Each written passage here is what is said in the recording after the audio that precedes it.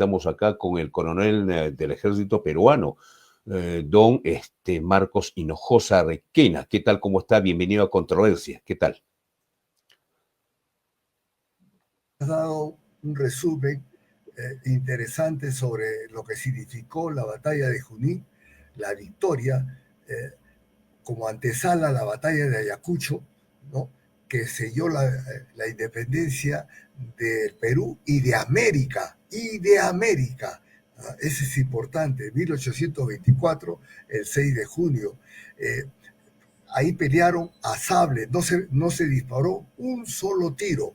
Húsares de Perú, formado por Ramón Castilla y Marquesado, que posteriormente fue presidente del Perú 4 veces, 2 constitucional y 2 por los notables que lo eligieron.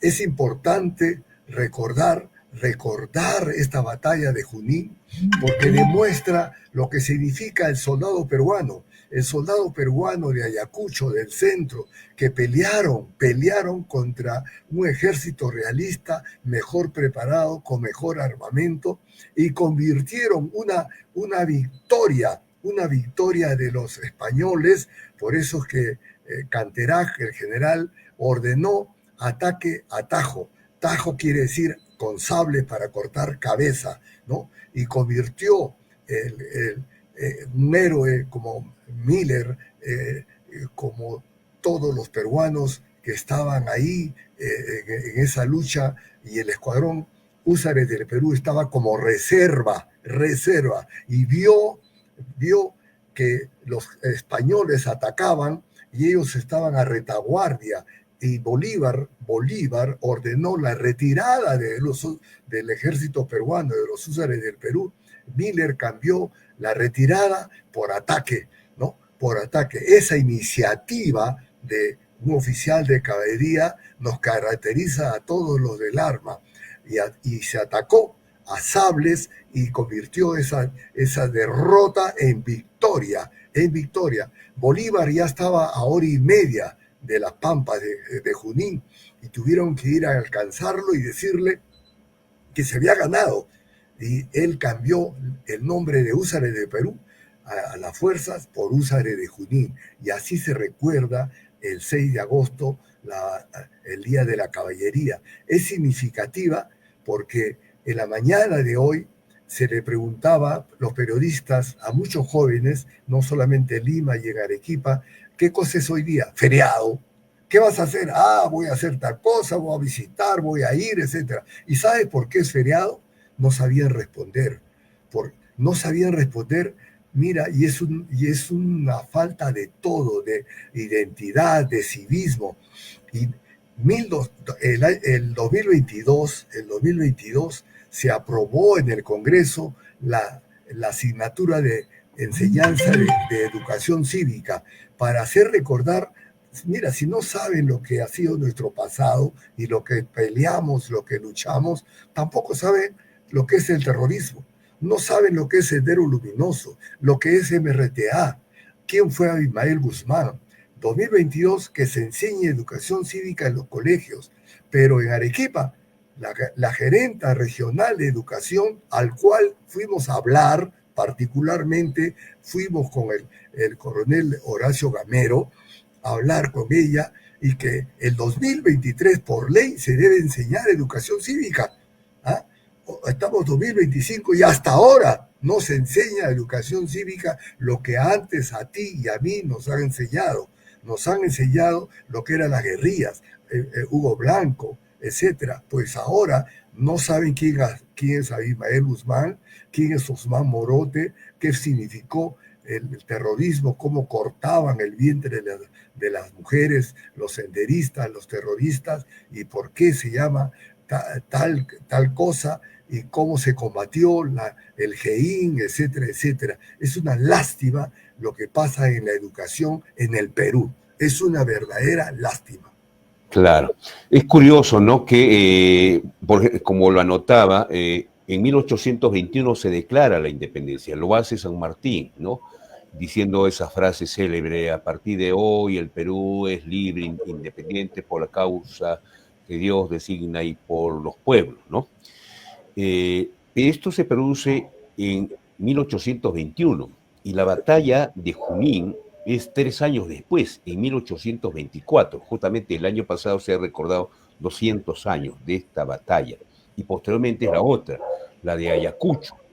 O sea, después de que se declarara la independencia, continuaron habiendo enfrentamientos. Y una de las cosas vitales es esto, la caballería, ¿no? En esos momentos era importante.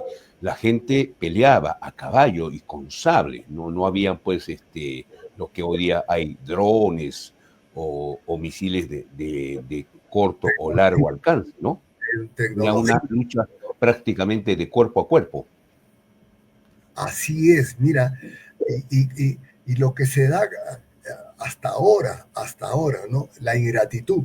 A Ramón Castilla y Marquesado, que formó los húsares del Perú, Bolívar lo metió a la cárcel, ¿no? En el mismo Junín, Bolívar lo metió a la cárcel y las damas de Lima intervinieron para que se le dé la libertad y le dieron la libertad y fue el oficial que con Gamarra en la batalla de Ayacucho intervino y fue herido. Es rescatable porque Ramón Castilla fue un líder y posteriormente presidente 4 veces de nuestro Perú, 2 constitucional. Fue llamado el hombre de la ley por Ricardo Palma. Ricardo Palma le puso su enemigo, a quien Castilla lo deportó a Chile, pero no dejó de reconocer que Ramón Castilla fue estadista y lo hizo, fíjate, el primer censo de nuestro Perú, Ramón Castilla, 1.836.000 peruanos. En el censo salió que el 85% de peruanos en esa época eran analfabetos. ¿Y qué ordenó Castilla? Que se hagan colegios, que hasta ahora algunos existen en Ayacucho, en Jauja. Ramón Castilla, no solamente eso, convirtió al Perú en una potencia. Acuérdate que México quería volver a ser protectorado de España, Francia, Napoleón mandó a su hermano a conquistar nuevamente México. ¿Qué hizo Ramón Castilla, presidente del Perú? Mandó barcos de guerra con 3.000 soldados peruanos para impedir, ¿no?, que José Bonaparte, el hermano de Napoleón, vuelva a conquistar México. Ese era el Perú en esa época, fuerte, poderoso, y con Ramón Castilla se creció, se desarrolló, no solamente en educación, en obras, no, porque él Claro. tenía esa idea. Fue 4 veces presidente de la República. Claro. Y Ramón Castilla es el patrono, ¿no?, de esta arma del ejército peruano, caballería, ¿no? Por su iniciativa, por su don de gente, por su ocurrencia, cuando Uh-huh. murió, el Estado le debía 41 sueldos que posteriormente tuvo que ser cobrado por su viuda, para que vean, ustedes cómo era este general, este mariscal Ramón Castilla y Marquesado. Era una persona con muchas ocurrencias, por eso Ricardo Palma, el debe haber, el cañoncito le sacaba como anécdota, que después significó anécdotas que la historia lo recuerda, porque así era Ramón Castilla, imagínate. Claro.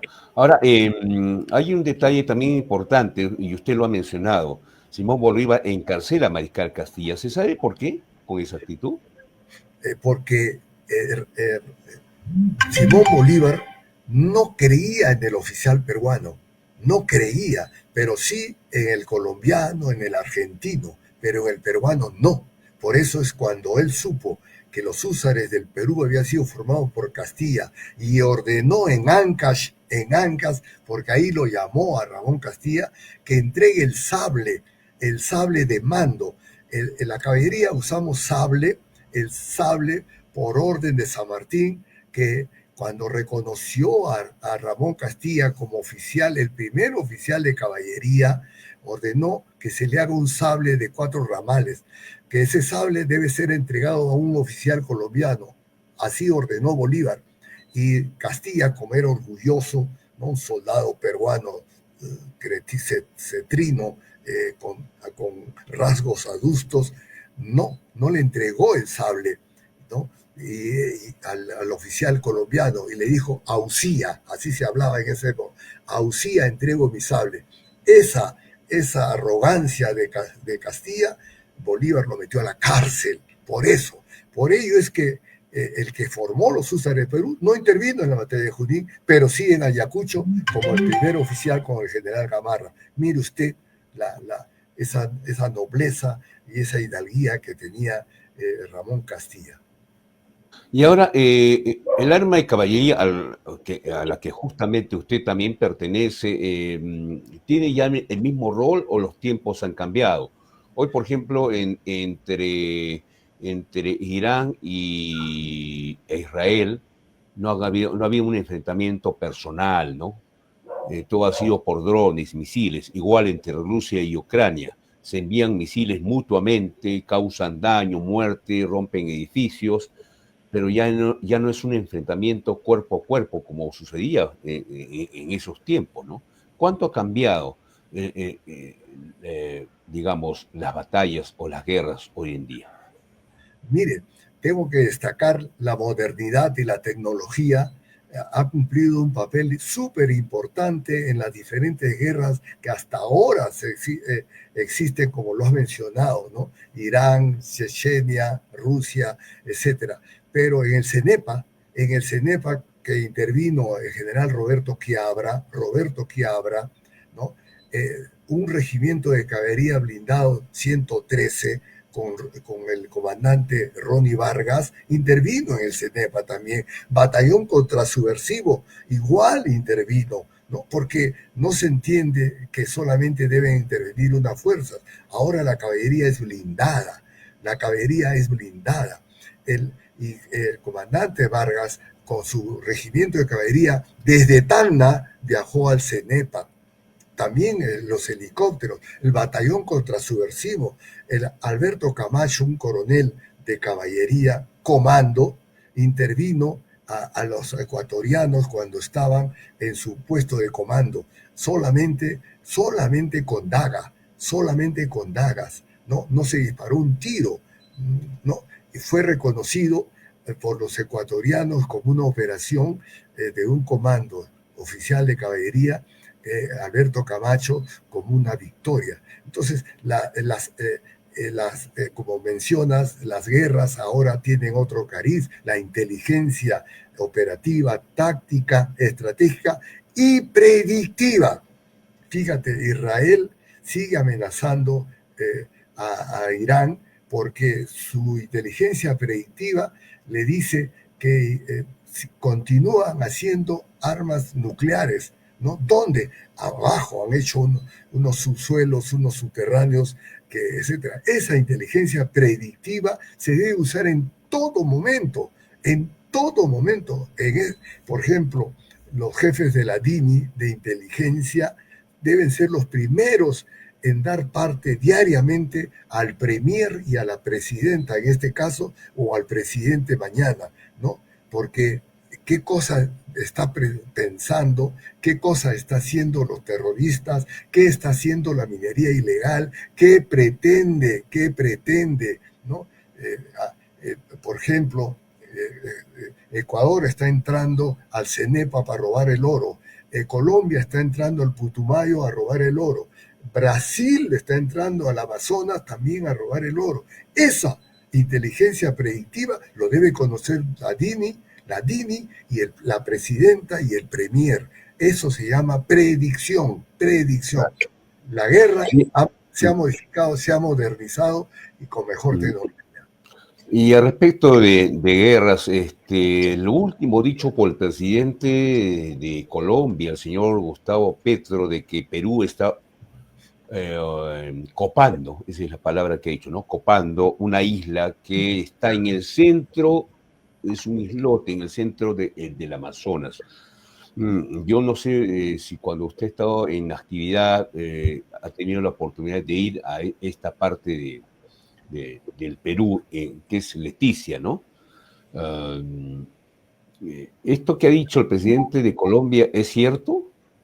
A ver, mire, Petro, comunista, guerrillero, en julio dio un mensaje a Colombia que no fue bien recibido. Muy por el contrario, fue criticado.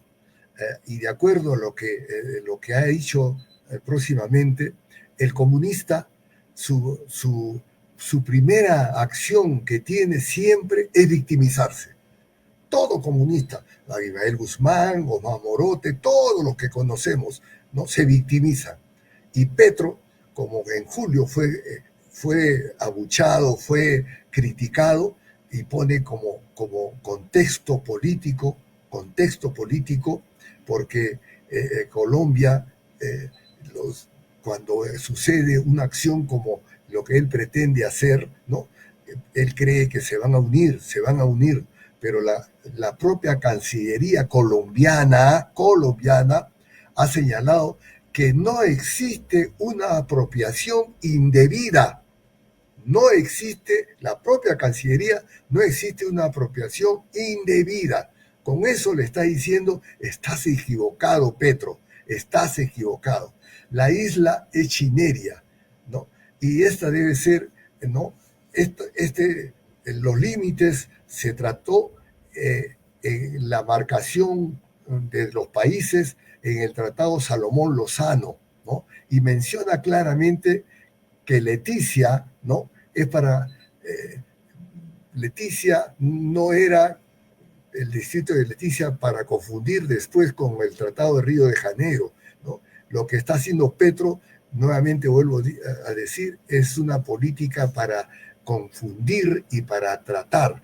Esto debe ser inmerso dentro de las cancillerías, Cancillería peruana con la Cancillería colombiana, a pesar de que ellos han dicho que no había una apropiación indebida.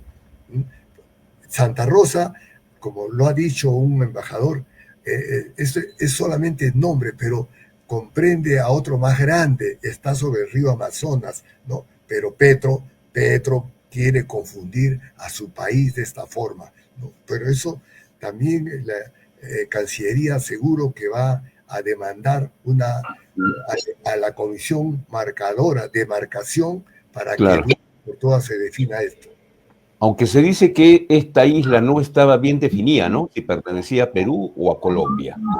Así es, no está bien definida, ¿no? Pero como tal, como nombre, así como lo han puesto, no existe, ¿no? Pero lo que sí es la isla Chineria, ¿no? Pero esto ya está demarcado en el Tratado Salomón y Lozano. Pero para nosotros que conocemos a Petro, comunista, guerrillero, trata de usarlo políticamente para que su país y la gente política que tiene dejen de criticarlo por los últimos acontecimientos que ha hecho, ¿no? En julio, cuando habló al país y no lo hizo tan bien. Colombia está atravesando un problema grave, porque así lo ha puesto este presidente comunista que pretende hacer las cosas como con la ideología socialista que él tiene.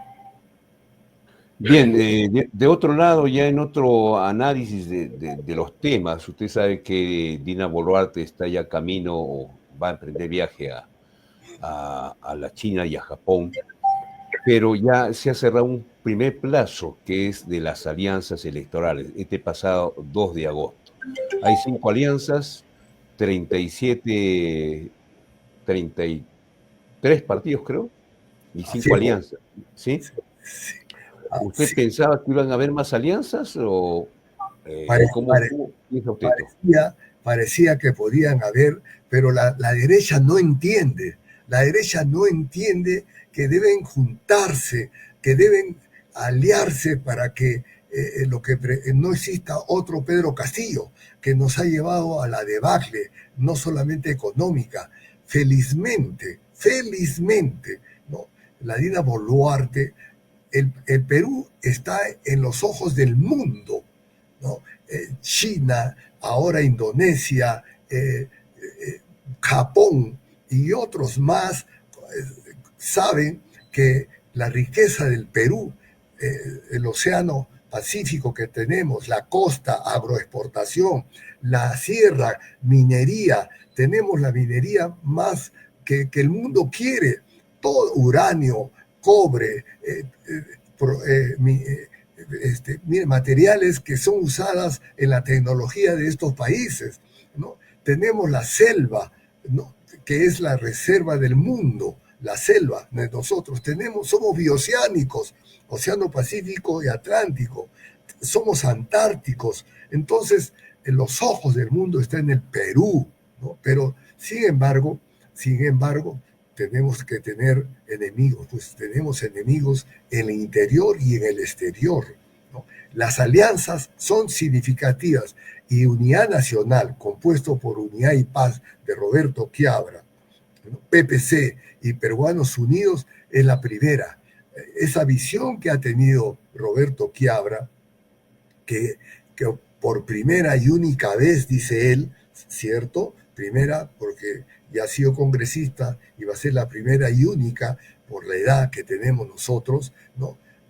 Quiere alcanzar ser presidente y ya parece que se han puesto de acuerdo para que sea él el candidato, ¿no? Él conoce al Perú de adentro y de afuera, fue ministro de Defensa adentro y de afuera, todos los problemas que existen con la criminalidad, la extorsión que ha crecido, no se ha reducido, la minería ilegal, la reestructuración del Estado. Milei lo primero que ha hecho cuando ha asumido la presidencia de Argentina, ha reestructurado el Estado.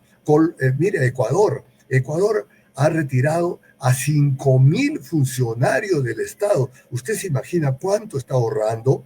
¿Ah?